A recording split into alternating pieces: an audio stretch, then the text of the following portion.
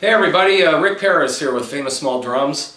Coming to you guys today because I wanted to show you a couple drum sets that I have so you guys can get a better perspective on the pictures that I have on Facebook and the website that I have that I don't have completed yet. But I'm going to bring a couple of these here to you. I've got Gene Krupa set, and I've got Buddy Rich's drum set. Now, let's go to the Krupa set here really quick.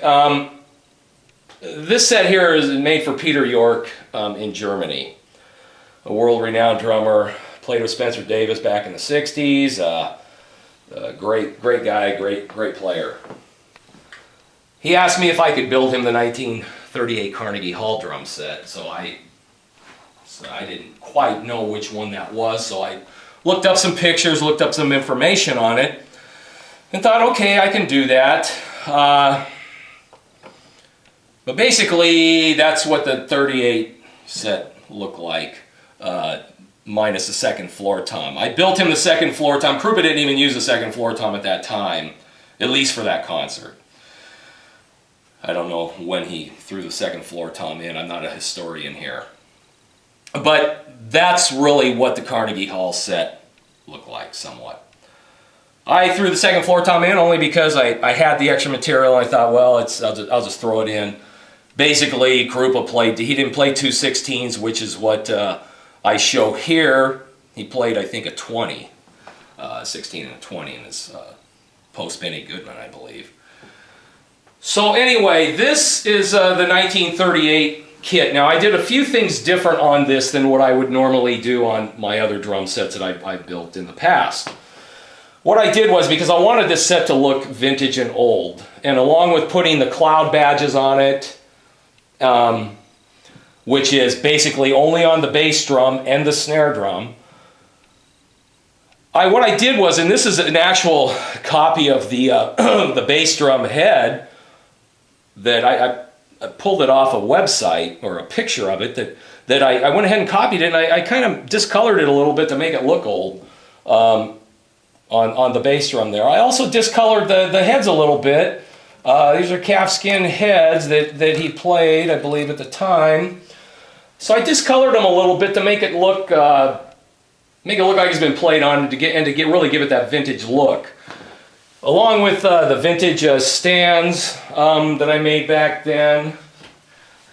Vintage hi-hat with the Epic pedal on it. Now the Epic pedal on the heel plate, I found a template that said Krupa on it, and I thought, wow, that's kind of cool. I think Slingerland did that for him back then. Don't know when. Maybe not in '38. Couldn't tell you. You guys would know an answer on that one better than I would. But anyway, I went ahead and made the pedal. Put as much on there as I could. The hi-hat does work. Wouldn't recommend playing with them, as these are a collector's item. And basically, too, the Epic bass drum pedal. Same thing, Krupa on the heel plate. Pedal works.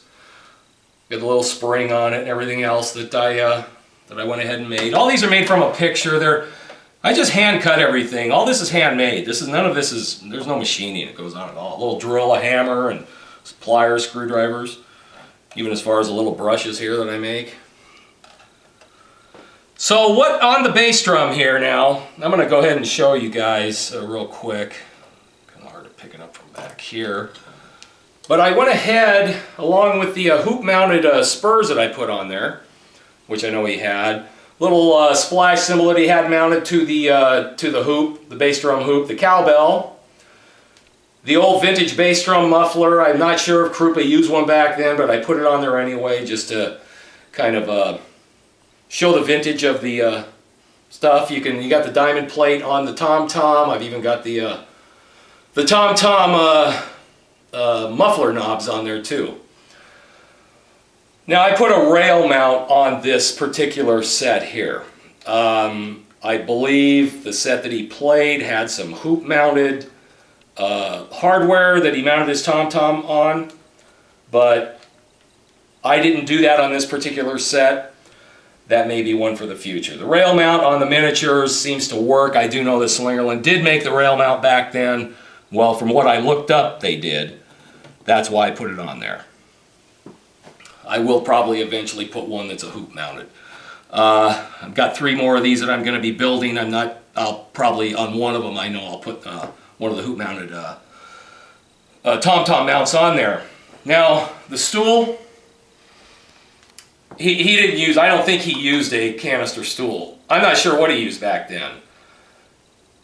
But I think he did. I mean, pictures I've seen, Gene's been, played so many different sets that I went ahead and just did a canister stool.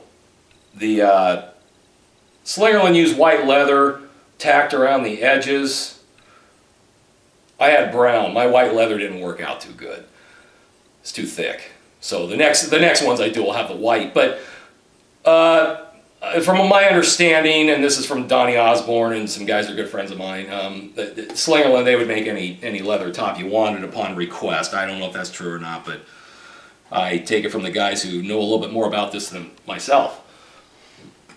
So this is basically the Krupa set. I tried to, like I said, I tried to get this as vintage as I could. It's pretty close. These are not exact replicas. Hard to do when you're hand making them, but these are likenesses of the real thing, and I am trying to. These have gotten better and better and better over the years. I've been doing these for quite a while. So this one here I wanted to bring to you. This was a prototype. Belongs to Peter York, and they do come with a certificate here that I do sign, certificate of authenticity of when the set was built and my signature on it. So this one is Gene's. Now I'll be doing, like I said, I got 3 more of these, and I'll be doing quite a few more of the Krupa sets. So anything you guys have on information, specifications, look, I'm all open, man. I'm just a guy who builds these. This just goes into a cesspool of honoring the great players. I try to keep it alive through my artwork. You guys out there keep it alive through your information and your studies on this and chronologies and everything else. So yeah, this is all just one big pool of information here and in honoring the great. So anything you can give me, or if you don't mind me contacting you, for information on this, let me know. So that's Gene's set right there. And so let's go over here to Buddy's kit. This one here, I did this one back in 2012. August of 2012. I got a lot of the specs from Donnie Osborne, is a good friend of mine, great player. Of course, his dad was president of Slingerland Drum Company, so I do put a lot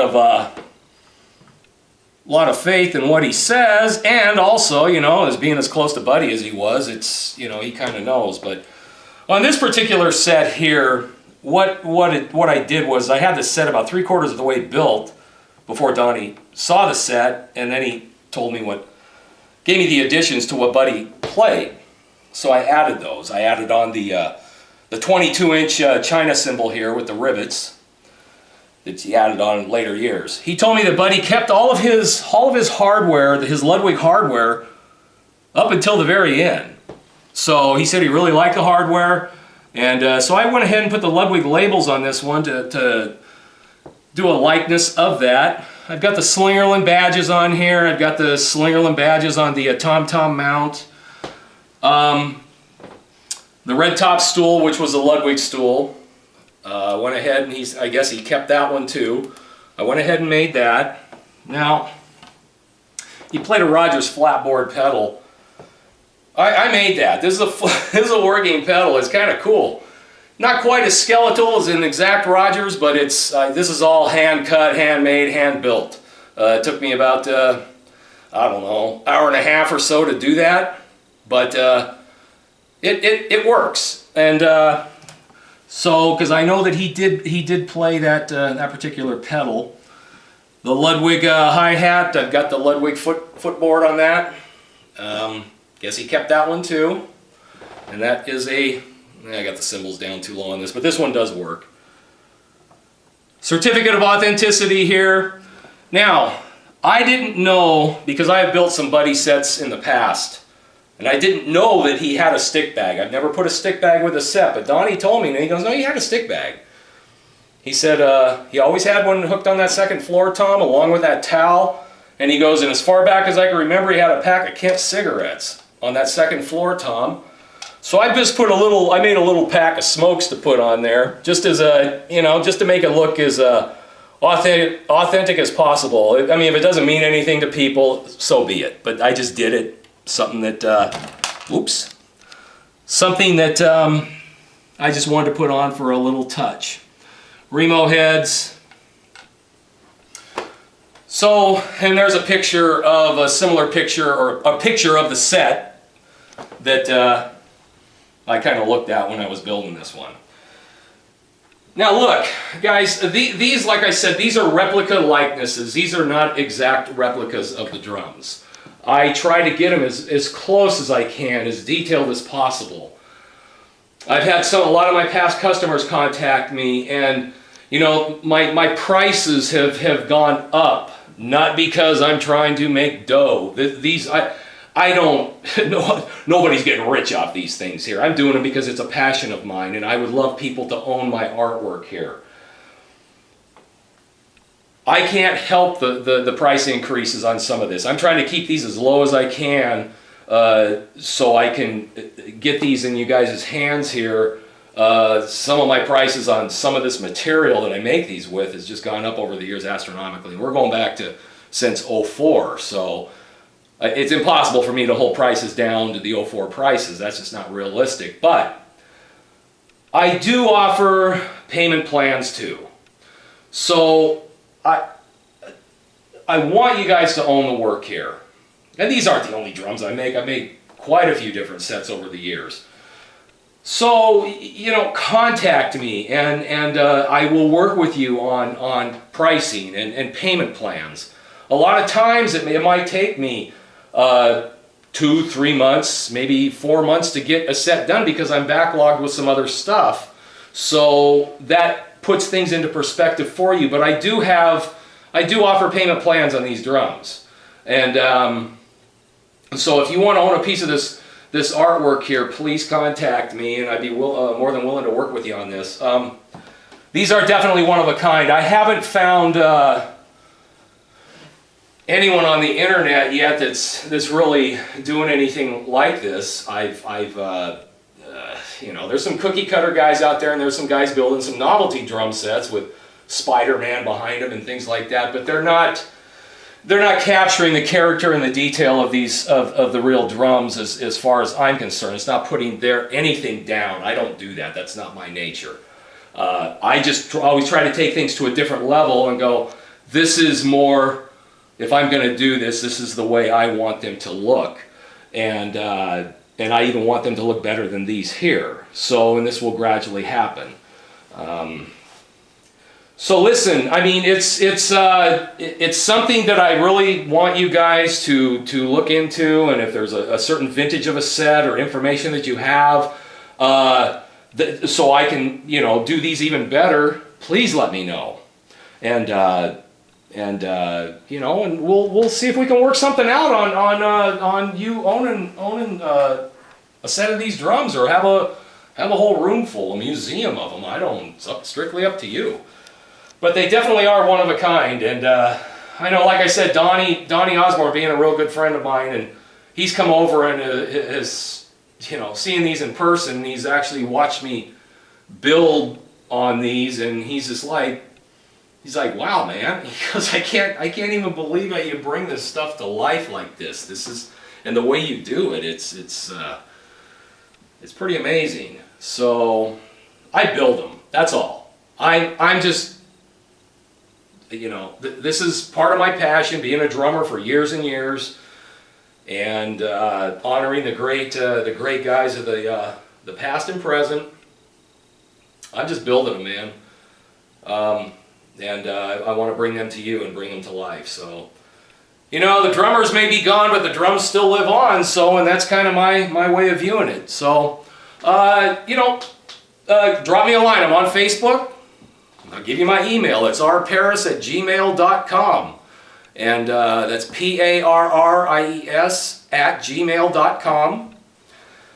And drop me a line. And we'll, any requests, let me know. And I will talk to you soon. Thanks.